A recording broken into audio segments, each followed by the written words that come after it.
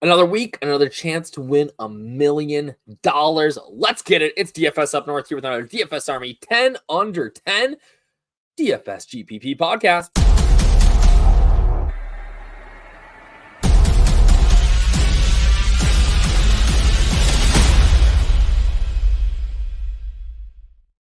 What up, everybody? It is your boy, DFS Up North, aka Josh Thomas, here with another 10 under 10 GPP podcast brought to you by our boys over at DFS Army. If you want to know my 10 favorite plays that are going to be under 10% owned, 5 from Draftkings, 5 from Fanduel, I'm here to let you know, right? You can always check this out in my free article, but this is the video format where we dive maybe a little bit deeper and then we look at some lineup construction at the end. But before we get to it, I know this makes some people mad, and if you don't like it, X out of this right now.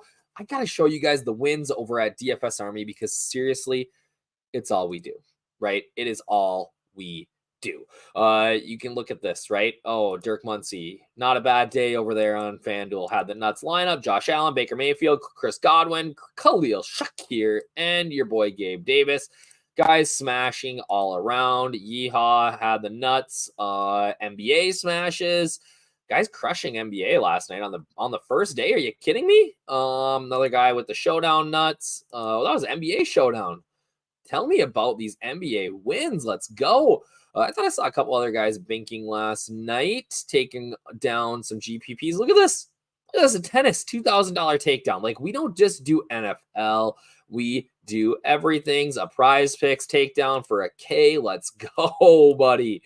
Rana, what he got this one? NBA crushing it. I saw some more NFLs up here a little ways. NBA really smashed last night. Good on these guys. I wasn't even playing last night or paying attention to NBA because of the game. But, this is a Minnesota Vikings one that somebody took down. Like, seriously, every single game, whether it's big money wins like 380, like we had an 82,000 NFL accountant one the other day. It doesn't matter. Like, it literally doesn't matter. Every single week, we are smashing at DFS Army. So if you guys are not a part of it, you are absolutely missing out.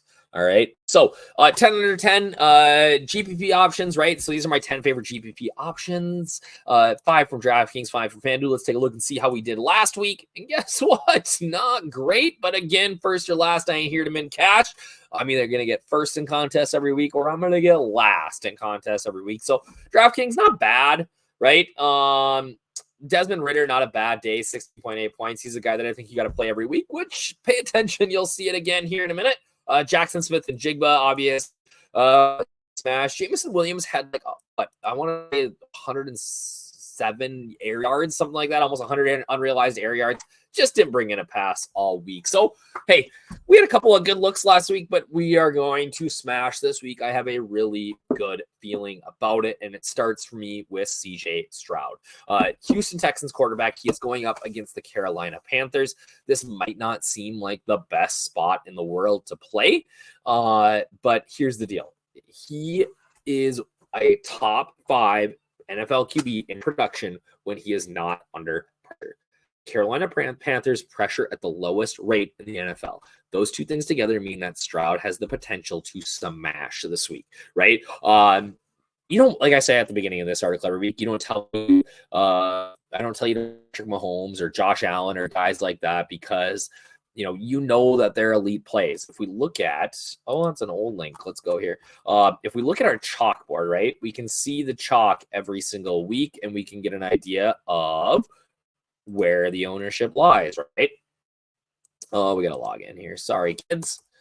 I don't know why. I'm not logged in because the article is free for you guys to see on the site. So if we go to this chalkboard, right, this is where you can see sort of the ownership all in one place, right?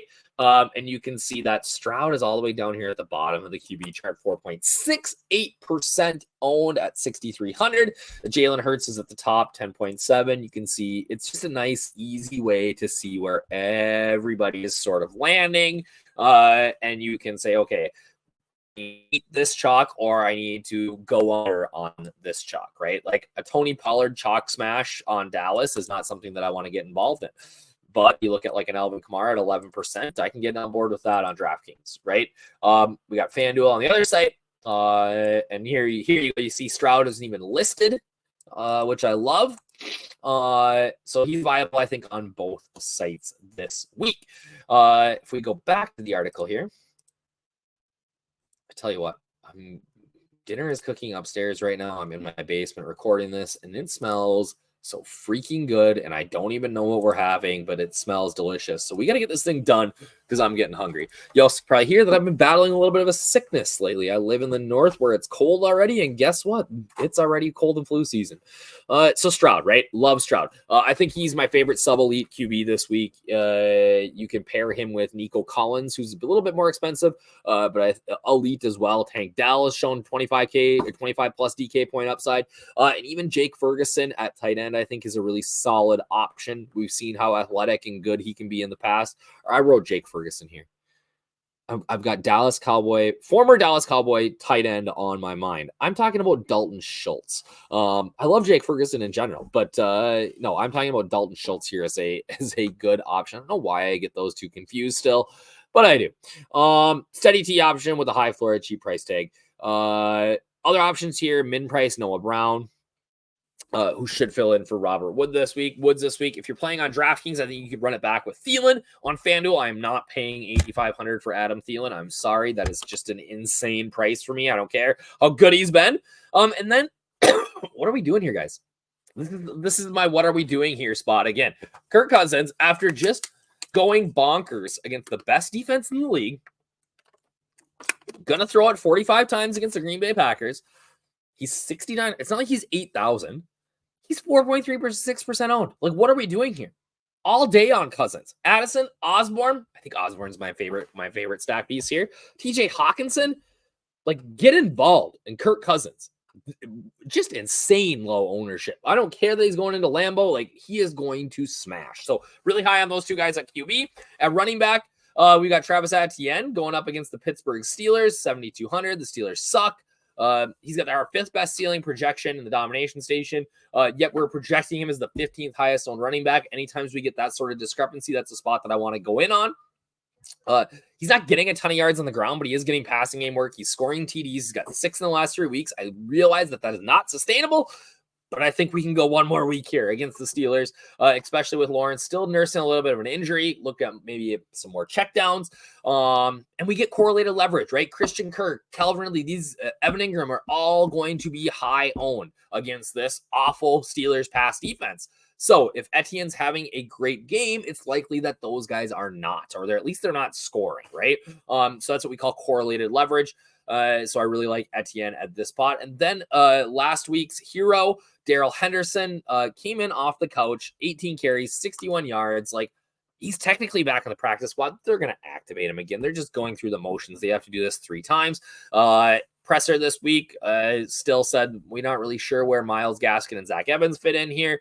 Royce Freeman's going to get some touches, but like, I love the idea of pairing Henderson and then a stud running back up together like a Kamara, or we'll look here in a second, but I love that build. And then finally, just way too cheap on Drake London. He's getting 36% of the target share, which is absolutely insane. 2 times as many snaps as any other receiver. The problem is are the Titans going to be able to keep up with Malik Willis and Will Levis apparently going to go back and forth with their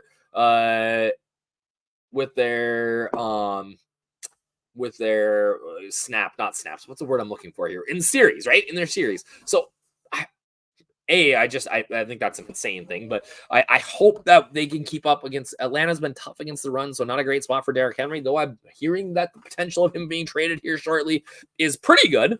But he's cheap wide receiver, touchdown upside. He's going to get 10 targets, projecting at under 5% owned, like, smash. If you want to be a Millie Maker winner, like my boy Bobby Wow, like some of the other guys here at DFS Army, you got to use the code UpNorth. That gets you 10% off a VIP or Core 4 membership, or actually no, timeout. Don't use UpNorth.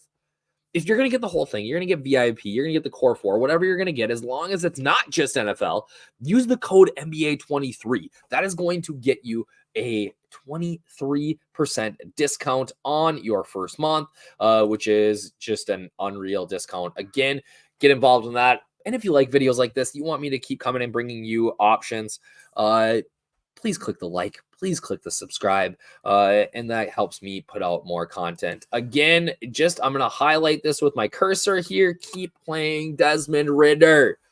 Doesn't matter the site. He needs to be in your player pool every single week, right? Like, he's on the edge of smashing right now every time. If he can just hang on to the ball. Last week, running into the end zone, boom, gets stripped right as he's running into the end zone, fumbled and lose the ball. Threw a pick in the end zone the week before. Like, if he can just capitalize on those opportunities, he is going to put up a monster score. I get that the Falcons are not very good and their coach is a moron. His press conference this week was awful. Ritter's still going to produce scores. Doesn't matter if they're losing. He's going to put up numbers. So I love Desmond Ridder. 6,700 on FanDuel. Way too cheap. 1.5% owned. What are we doing here? He won the Millie Maker the other week. And we're this guy who's won the Millie Maker is just not in a, like, you have to play him. Get involved, all right? Put 5%, 10%. I'm going to play 20. So I will get a ton of options with Ridder. Probably 10, 20% owned in my MME. I'm pairing him up with London. Kyle Pitts is a little iffier. Jonnu Smith is a little iffier. But just Desmond Ridder and Drake London. Play all the chalk after that, and you'll be fine. Kamara is right on that edge of that 10% owned.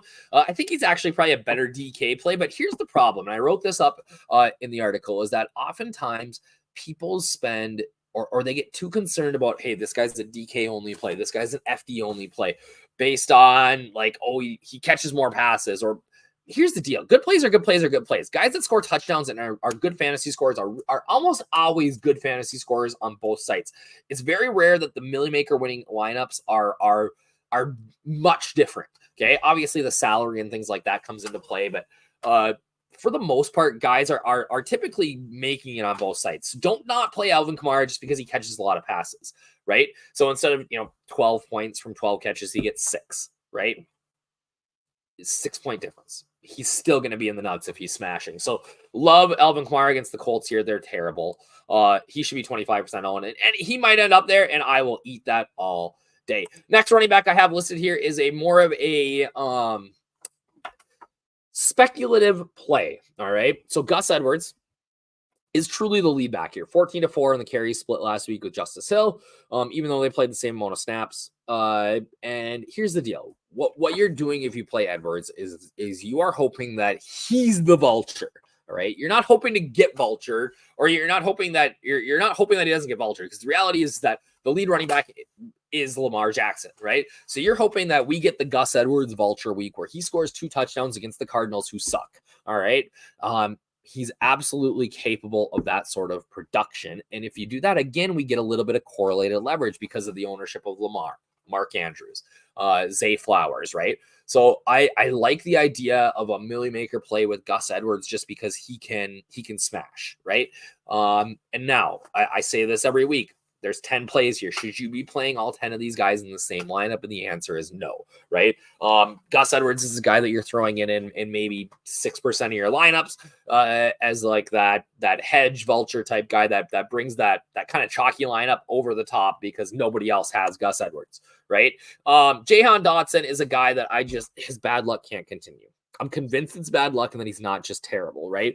Dropped a touchdown pass a couple of times this year, again last week. And the Eagles have been weirdly bad against the pass. All right, James Bradbury, whatever. He put up 10 points last time these guys played on FanDuel. I think a touchdown gets him to 16 at 5,400. That's 3x. We're looking at potential GPP winning score there. Last year he was a big play machine. That hasn't occurred yet this year through 7 weeks. I gotta think that at some point we're gonna see that. All right. Maybe it's here against the Eagles, right? Maybe the Commanders get absolutely smacked around.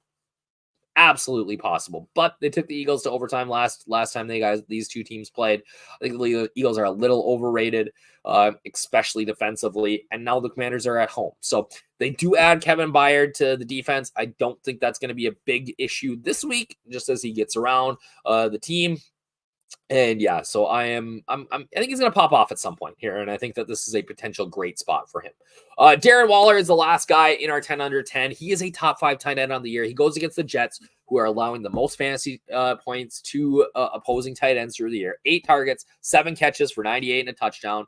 Over his last 3 games, he's averaging 8.5 targets and 75 receiving yards. It's going to be Tyrod Taylor again, who continues to look for him as his first look. I think Hawkinson is going to get all the ownership here. Waller's going to be under owned. Love him. And you can pair him with my GPP winning defense of the week, and that is the New York Giants. Under Wink Martindale, the Giants are good. They are a good defense. +3 dogs again. They put up a nice score last week and really should have had a GPP winning score. But Kayvon Thibodeau catching just struggled. Easy touchdown on Sam Howell throwing up a lame duck, and he dropped it. So, scored 14, should have been 22, and that would have been a smash last week. So I think against the Jets and Zach Wilson, they are in a smash spot. You pair the Giants D with, the tight end here. I love that sort of build. So actually, we'll start with FanDuel. We'll go back to the other site. We'll talk about a little bit of some builds here. If we go, all right, let's start with running back. Okay, I said I like Darrell Henderson. He's elite. Okay. I do love Travis Etienne, but I can get Kamara for a little bit less here. All right. And I know I'm saying that I, don't play all the plays in my site, and I am going to likely build something that almost does all of that. But we'll get a little sneaky here. Giants D. Oh, we got them. Let's go Waller at tight end. All right, we got Darrell Waller in there. Okay, so we got a lot of good spots here. Now let's get a little funky, or let's get a little more chalky, right? I don't think he pays it off necessarily this week, so I'm not gonna go to my boy. But let's say we'll go Jordan Addison. We think he's gonna have another good week. Let's go to Jalen Hurts. Okay, we can go AJ Brown. All right, that leaves me with 51.5 for a wide receiver and a flex, which is not much. Might have to make some adjustments here.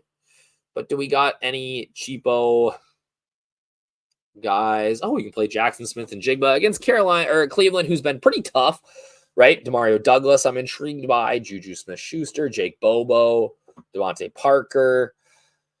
Ceddy Wills was smashing last week.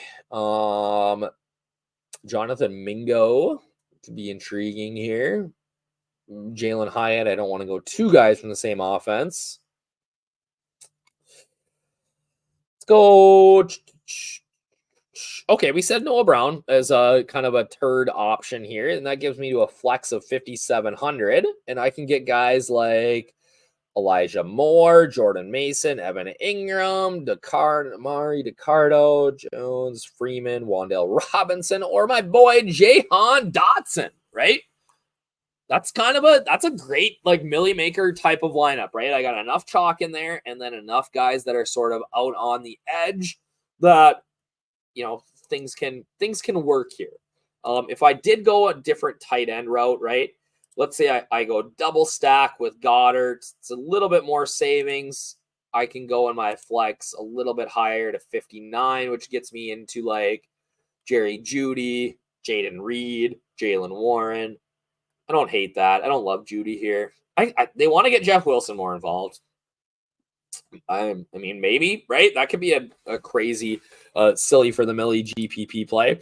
On DraftKings, right? Let's go a little bit different strategy here.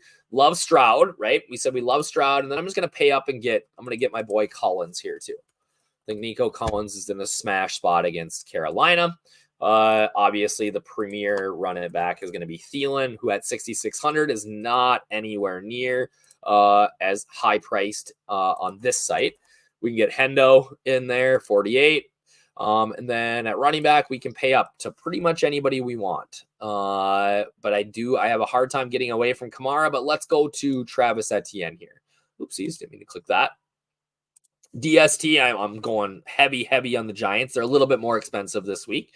Tight end, let's go double stack. Let's say that they smash And Engram has a big day too. I don't mind a running back tight end double stack on this lineup. That means that we're going wide receiver. I'm probably going to try to get a cheapie in here. Let's go Drake London. And now on my flex, I've got 6,500. I can go, oh man. I don't have Kamara. I can go Olave, right? Olave is sitting on a monster, you guys. He is sitting on a monster game at some point.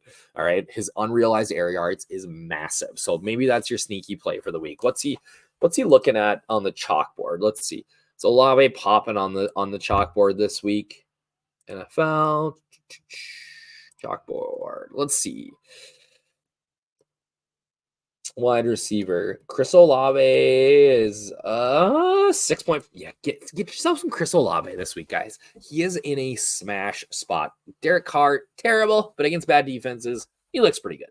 So I'm really high on Olave here, along with Kamara. I have no idea why George Pickens is 7.57% owned. Maybe that'll come back and haunt me, but I am doubtful of it. So that is what I got this week. I hope this was helpful for you guys. Again, use that code UpNorth for 10% off, or if you're just doing NFL, or if you are doing everything, use that code NBA23. Click through the link down below and get access to DFS Army and all of our Jazz and all of our NBA winnings and tennis winnings and everything, right? So have a great week, guys. Hope to hit you up with some more winning lineups next week when we get back to it. Be on the lookout if you're a VIP for my Sunday Night Football breakdown here, probably up tomorrow. All right. Cheers, guys.